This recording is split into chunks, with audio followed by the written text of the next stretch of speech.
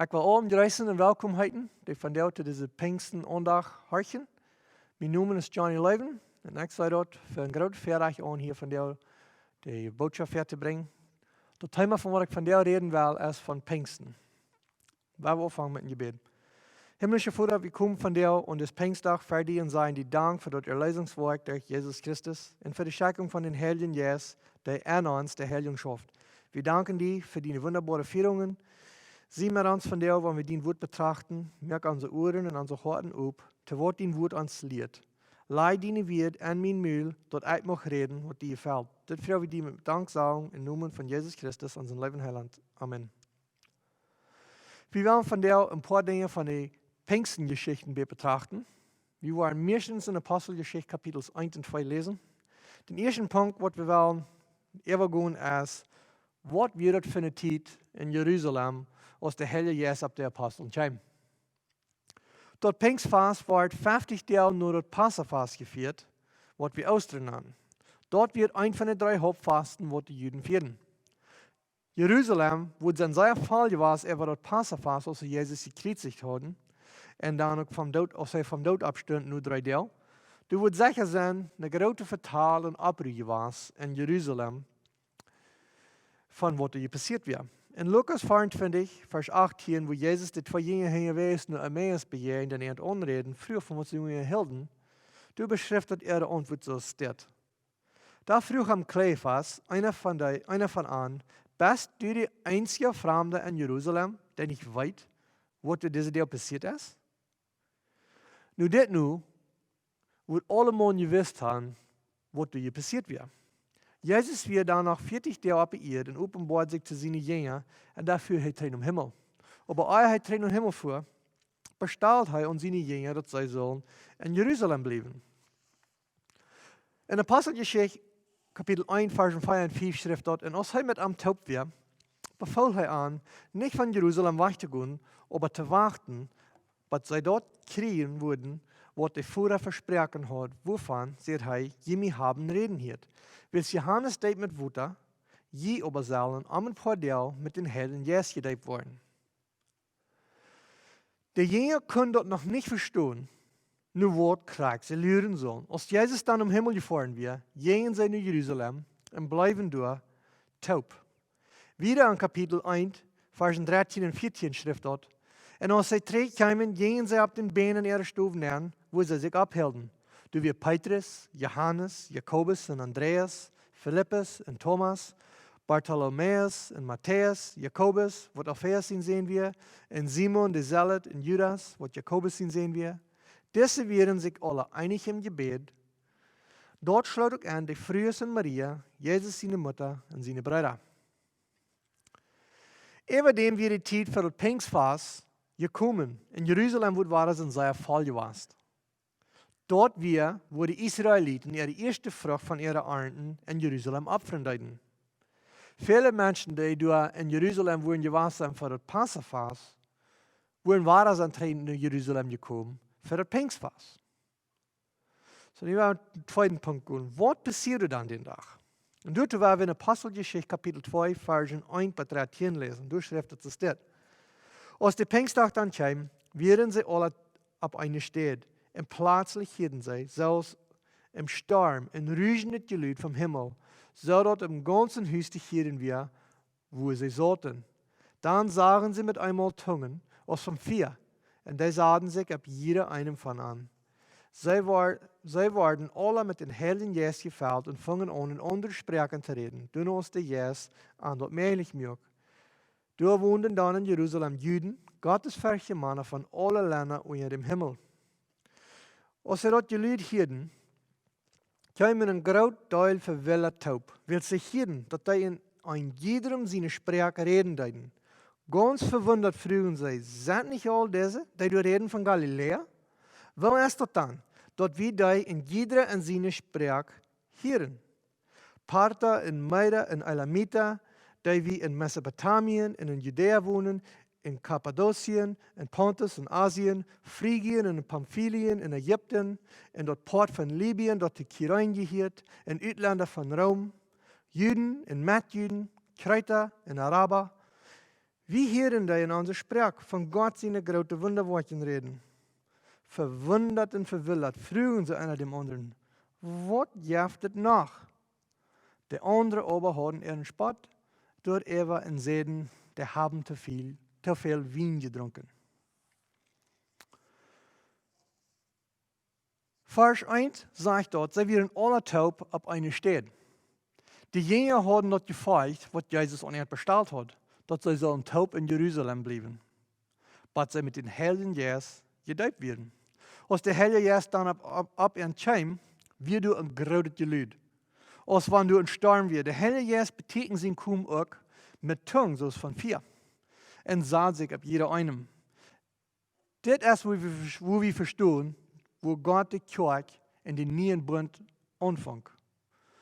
All die taub werden mit den Heiligen Geist gefällt und fangen an, in andere Sprachen zu reden.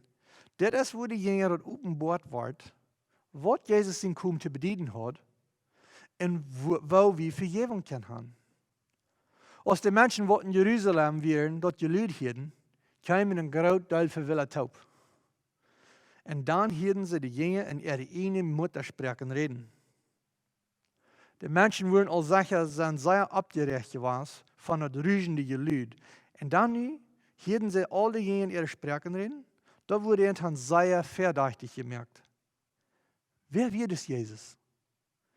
Als sie an die Kritik hatten, wird du ein Erdbeben und du wird eine Sonnenfinsternis für 3 Stunden im ganzen Land. Und nicht das. Woran ist das, dass Gott uns fertig macht, eine bittergewöhnliche Lehre anbringen, was wir erst wollen sind, um zu horchen. Dat braucht einmal eine besondere Notlehre oder Plautdietsch, was wir uns erst zu Gott wenden. Ich glaube, wir haben nu alle selbst ein bisschen erfahren, wo einer sich verhält, wenn der Rat meinem Hostig sei verändern. Dann sieht wie bald nur wem, der uns kann eine Antwort oder Trost geben. In Versen 7 und 8 schrift dort, ganz verwundert fragen sie, sind nicht all diese, die du reden von Galiläa? Wo ist das dann? Dort wie die in jeder in seine Sprache hier. Dit weer een Wunder Gottes. Gott geeft diese Jünger eine bittergewöhnliche Gabe, dass sie können andere Sprachen reden den Tag. Sie waren gewöhnliche Menschen, ohne besondere Ausbildungen, und Gott braucht ihn, zum sein Werk zu tun, weil sie waren willig, Gott nur zu folgen. Ich denke auch fertig über mich, wenn meine Wort gefragt wird. Wer sie ich, zum so tun? Ich sie nicht gelehrt dafür. Oder ich habe keine Erfahrung in so einer Sache. Aber da fällt mir das bei, dass Gott kann sogar in Burrerbrocken zu sein Wort reden. Nur 4. Mose Kapitel 22. Da würde ich doch vielleicht tun können, mit seiner Halb. Das sind nicht die Begabten, die Gott sein Wort beraubt. Aber Gott beraubt die, Gott begabt die, der heute sein Werk beraubt hat. So es ist nicht die Begabte, der beraubt, aber er begabt die, wem er geraubt hat. Als Jesus noch passieed wird, wählt er sich 12 Männer aus seinen Jüngern. Sie werden nicht bittergewöhnliche Männer. Keiner von ihnen wird ein gelehrter Redner oder wird in der Schrift gelehrt. Aber als Jesus ihnen beraubt, am Not zu fallen, da werden sie am Gehorsam. Und Gott gaf ihnen den neuen Gaben zum Daunen, wozu er ihnen beraubt hat. Die Menschen in Jerusalem wurden gut können sein, dass diese Jünger von Galiläa waren. Und dort wir nicht ein paar Zeit zu packen. Wie ging das dann? Dass sie ihnen in allem ihre eigene Sprachen hielten. Der Heilige Geist kam den Tag über ihnen und gaf ihnen die Fähigkeit, oder auf Englisch die Ability, um in andere Sprachen zu reden. Wenn wir Gott in Gehorsam folgen, da wird er uns auch durch den Heiligen Geist fähig machen, für das Werk, wozu wir beraubt sind. Weil wir uns doch gleich zu horten gehen, wenn Menschen uns dort verschmieden, von wo wir kommen, oder wo wir nicht in das Model passen, was sie für uns haben. Und wieder, Wenn du wat Besonderes passiert, dann sieg wie bald nun eine Erklärung. In Versen 12 und 13 schrift dort, verwundert und verwillert, frühen so einer den anderen, was gibt es noch? Die anderen aber haben ihren Spotter Eva und sehen, die haben te veel wien getrunken. Nicht alle Mann in Jerusalem wird wählen, die Erklärung unternehmen, was die Jünger endlich den Heiligen Geist geben. Dort wird dann eine Verändernis von ihnen verlangen. Und dort werden sie noch nicht wählen zu tun. Sich proben, ihr Gewissen zu stellen, treiben sie ihren Spott über die Jünger und sehen, die haben te veel wien getrunken. Wenn wir bei einer Entscheidung kämpfen, wo die muss wählen, ob die wird Gott gehorsam sein oder nicht, und die nicht wählen es zu tun, dann prüft die gewöhnlich den Charakter von der Person durchzureden, die hat den Gewissen reden deuten. Das, was wir auch bei mir selbst erlebt. Da wird das nicht auch so? Wenn uns wer was sagt, was uns Gewissen bohrt, brauchen wir dort nicht für erst weich zu reden mit dem Charakter durchzuran, von dem wir dort hin? Wenn wir über Wort oder wem spotten dort ist gewöhnlich, wen die sind sich unsicher oder die fühlen sich schuldig. So, ein dritten Punkt. Was sind die Folgen von Pinjsten von dir? Wenn wir wieder lesen in Kapitel 2 von Versen 14 bis 21. Dann stund Petrus mit der Alp ab und fing mit einer lauten Stimme an zu reden und sagte an, Männer von Judäa und all die in Jerusalem wohnen, das soll je weten und horch, was ich ihnen sei. Diese Männer sind nicht betrunken, so sie denken, weil es dort ist noch mehr Klock näher in Samarias. Das ist aber, wovon der Prophet Joel redet. Gott sagt, dort wird in der letzten Zeit passieren, dort ich meinen Geist über alle Menschen jeiten war. Jene Sehens und Dächter werden prophetisch reden, jene junge Männer werden Visionen sein, jene alte Männer werden Träume haben, und über Männer und Frühes, die mir deinen, wo ich an der Zeit meinen Geist uitgeiten, und die werden prophetisch reden. Ich war boven im Himmel, Wunder daunen, und auch Tiekens uien op de Erde, Blaut, Vier, Rück und Damp. De Sonne wird schwarz düster worden, und der Mond rot als Blaut. Eer an zijn Herrn zijn grote, herrliche Dag für een Dag kommen wird. Und wer immer dann den Herrn sein Namen anraubt, soll gerat worden.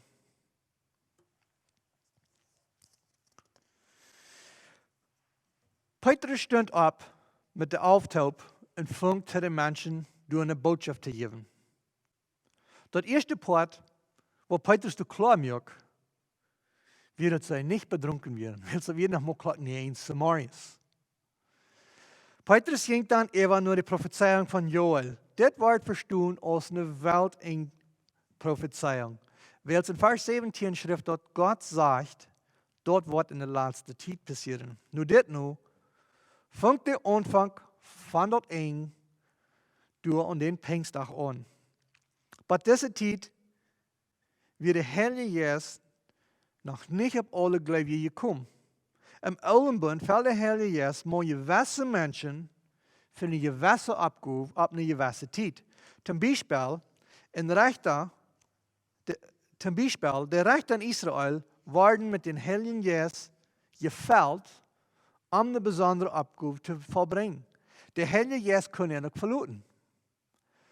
Einmal vielleicht wem, willst du haben ihre Arbeit tun, wo sie beraubt werden, und einmal vielleicht wem, wens die Person seinen Angehorsam. Als die Philister kamen, um Simson daut zu merken, und die Männer von Juda mit Angst für die Philister übergeben, kam die Geist über Simson. Das ist in Richter Kapitel 15 beschrieben. Und ich will Versen 14 und 15 lesen. Und als Simson nur Lehi gebracht wird, stemmen die Philister ein Siegesgeschrei an. Aber dem Herrn sein Geist wird überarm, und er verreit seine Streng und seine Arms, als wenn dort Fransen wären, wird vom Feuer verbrannt werden, so dass die Streng und seine Hänge verschmalten. Dann fängt er einen frischen Eselback knacken, und nahm sich dem an der Hand und schlug du mit 1000 Philister daut.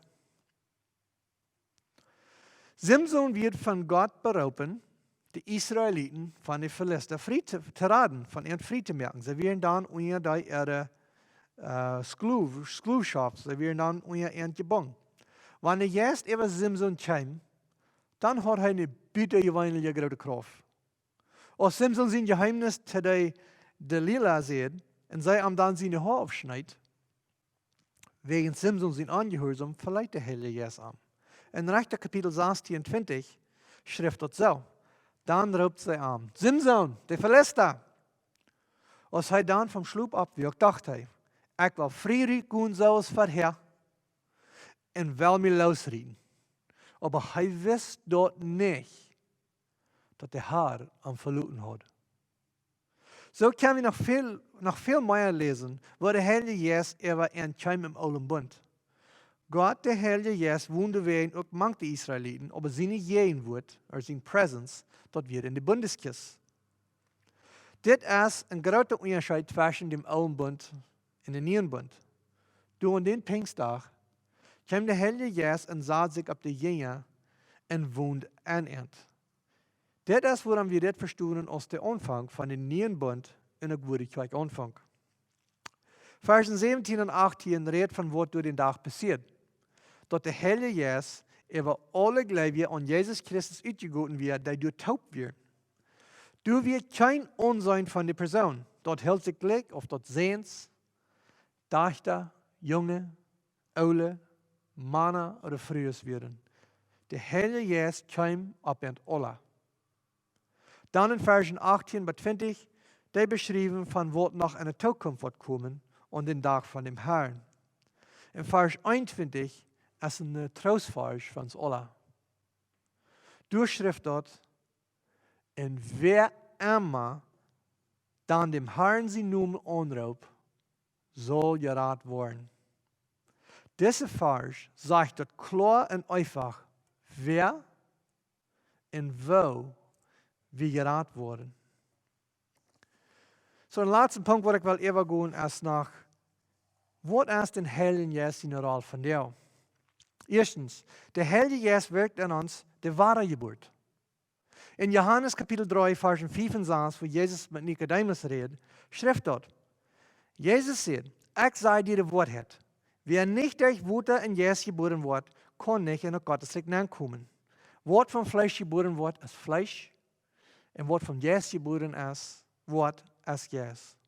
Und zweitens, der Heilige Geist verhalf uns das Evangelium zu verstehen. Den letzten Abend, als sie Jesus festgenommen, sehr heute seine Jünger durch den Garten in Johannes 14, 26. Aber der Tröster, der Heilige Geist, den der Vater an meinen Namen schenken wird, der wird ihnen alles lehren und ihnen an all das Denken helfen, was ich zu ihnen gesagt habe. Dort ist der Heilige Geist, der uns verhalft, die Bibel zu verstehen.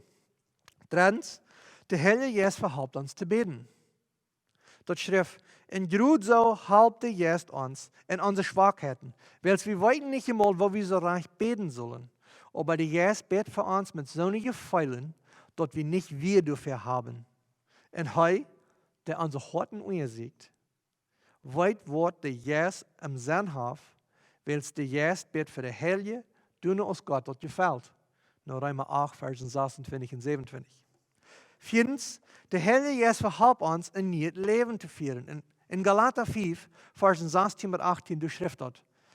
Ich sage Ihnen so, wandelt im Geist, dann wollt ihr dort nicht tun, wo nur das Fleisch gelassen wird. Wer das Fleisch verlangt, gerührt dort, wo der Geist nicht will. Und der Geist will dort, wo das Fleisch nicht will. Die beiden sind sich immer gegenüber, dass die nicht tun, was die tun mochten. Wenn die ihn vom Heiligen Geist regieren lassen, hat dort gesagt, sie nicht mehr zu sein. Und fünftens, der Heilige Geist bewahrt uns im Glauben. Dort schrift, und so wird dort auch mit jünd, der jede Wahrheit gehört haben, wodurch sie gerettet worden und an glaubten. Dann tieken Gott jünd mit dem Heiligen Geist. Der Heilige Geist bürgt dafür, dass wir dort kriegen, was Gott uns versprochen hat. Du wehen, weil wir nu alle seine Herrlichkeit loben.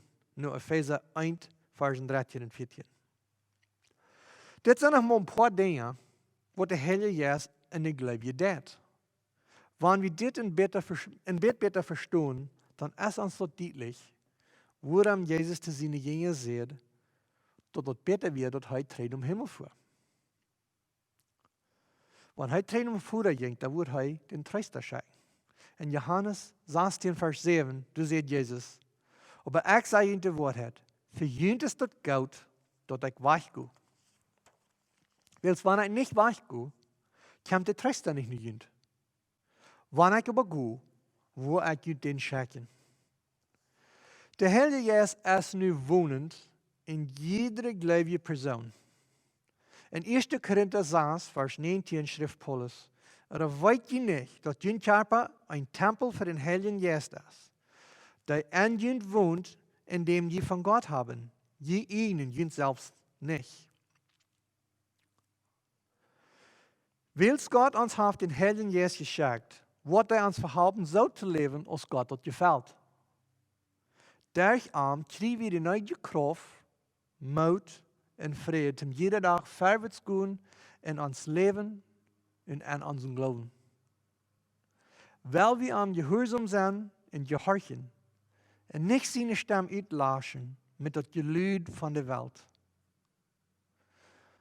We sluiten met een gebed.